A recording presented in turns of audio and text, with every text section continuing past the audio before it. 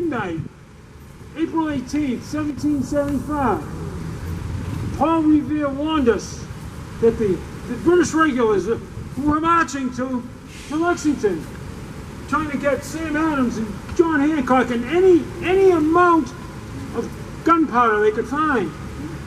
I mustered up the Medford men. We fought at Miriam's Corner. We were joined there by Captain John Stocks and the Reading men. And we together chased those redcoats all the way back to Charlestown. Yeah.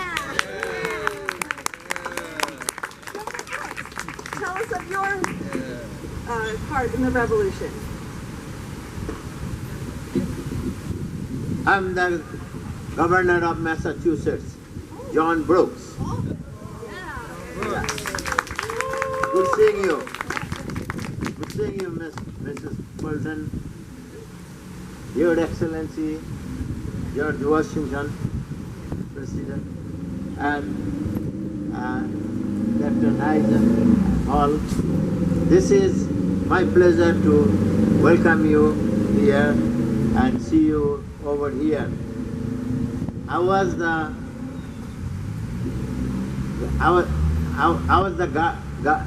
before I became the governor.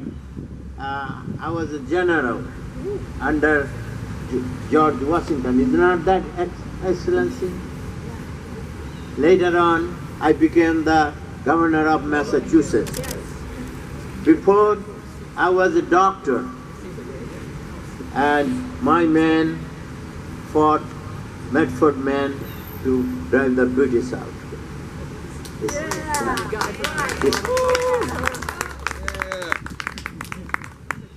You see, this sword, this is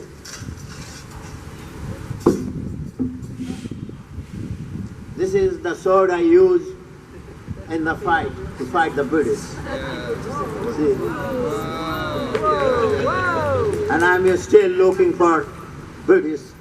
If there is any toadies over here,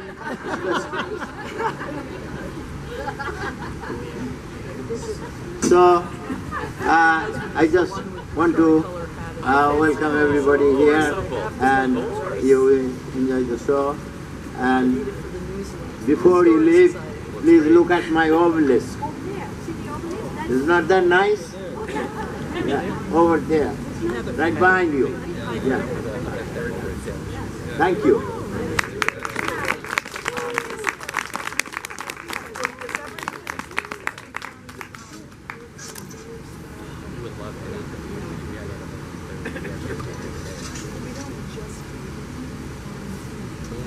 The Marquis de Lafayette. Nice to see you, General Washington. Well, nice to see you, the Marquis de Lafayette. It's been many years. At your service. Say magnificent to find myself in the presence of George Washington. It was an honor to serve as a general in your army and fight in the American Revolution. Your nation did not mind, and we, French, allowed you to borrow our navy, n'est-ce pas?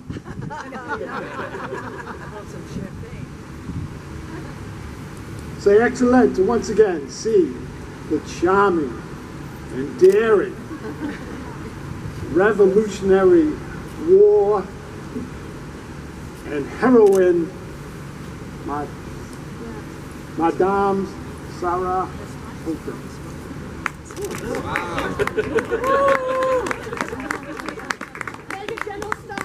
Major General Stark.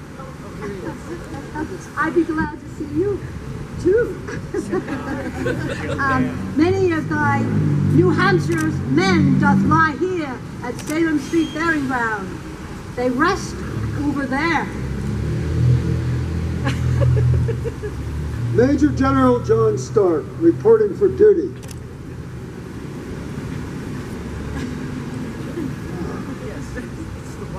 And yes, we very much appreciated help from the French.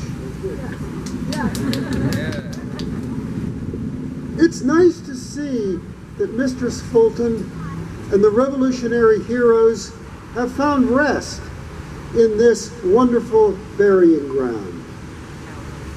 Yes, my New Hampshire men saw action at Lexington, Concord, and later Bunker Hill. After Charlestown, I remember Mistress Fulton established a hospital for the wounded by Craddock Bridge.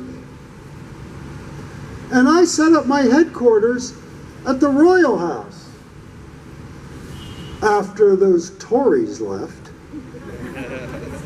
Later, my men helped General Washington fortify Dorchester Heights. But perhaps General Washington can better tell the events of the day and why what transpired there was so important. And also, why that secret mission by Mistress Fulton was so important. I took command of the Continental Army on July the 3rd, 1775. And as I surveyed the area, I was amazed at how close our fortifications, our lines, were to the British lines. We could see all that they were doing, and they could see all that we were doing. The lines had to be completed as quickly as possible to prevent the enemy from penetrating into the country with fire and sword. The fortifications were complete by August. To give you a sense of the scope, on Prospect Hill alone, there was some 4,000 men, mostly Rhode Islanders, involved with the construction of that particular fortification. But the British were housed inside of Boston proper, and how to get them out. I pored over maps. I looked for ways to make my lines weaker, hoping they would attack, knowing that the men would defend well behind the fortifications. But I could not lure them in. I would like to pause to note that one of the most important factors in that war was the use of spies. You see, we were fighting a very powerful enemy, Great Britain, who had never seen defeat. How do you beat such a powerful enemy? If you can have a more effective group of spies, then you can outwit them. We think of poor Nathan Hale, who was hung for his country. Hence the problem. The British were on the lookout for young men of military age. However, a woman was not of interest to them. So a woman like Mistress Fulton could perform her spy game with no suspicion. So they were looking for military-aged men. So I can't say enough for what she did for our country in getting my dispatches behind enemy lines, rowing across the Back Bay, walking from Medford to Charlestown. It was then that I took note that Dorchester Heights was undefended. I was quite surprised that the British did not take this very strategic location. It's some 140 feet above sea level. You could get cannon up there. It could be devastating. You could cover all of Boston Harbor and most of Boston. However, we did not have the cannon. It was then that a Mr. Henry Knox came forward in the fall, who suggested going to Fort Ticonderoga to gather the guns there, bring them back, and use them. I sent him forth on his dangerous mission. And then a Rufus Putnam came forward. He had a very interesting idea from a military journal. You see, you have these fortifications, they're called fascines. And these fascines are bundles of branches lashed together, and they can be put inside of large boxes made of timber called chandeliers. These are boxes that are made of timber, some 4 by 8 by 4 foot high.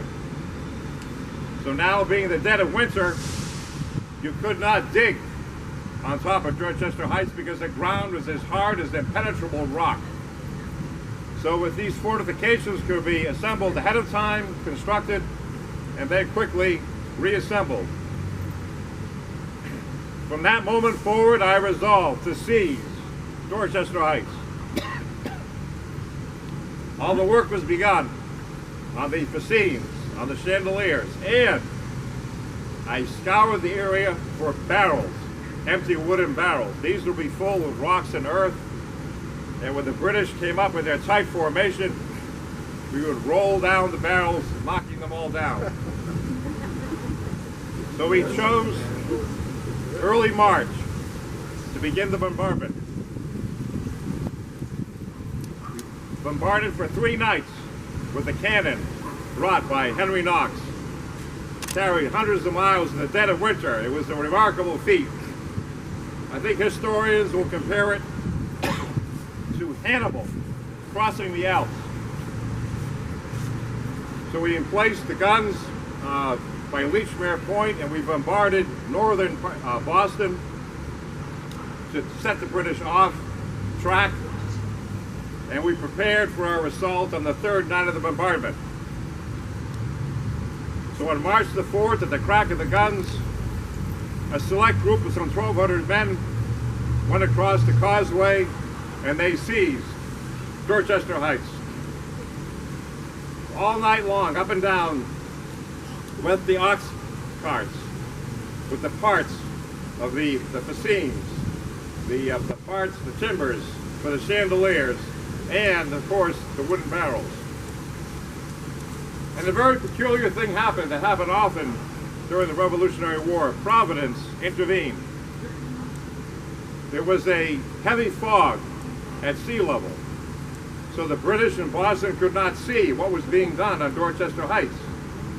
And yet, on top of Dorchester Heights was a clear sky, there was a full moon, the men could work quite comfortably and see what they were doing with plenty of light reflecting from the moon.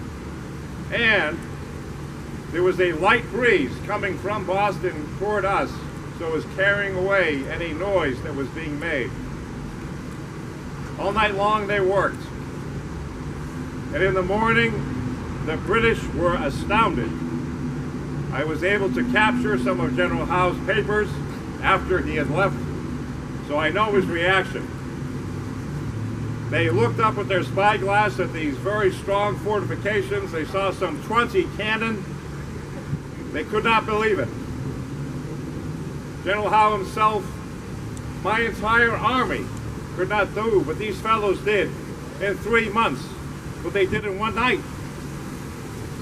By being the British, they decided to attack. You can see them loading their transport ships, getting ready to cross the back bay. But where the weather had been quite nice and calm, storm clouds came in.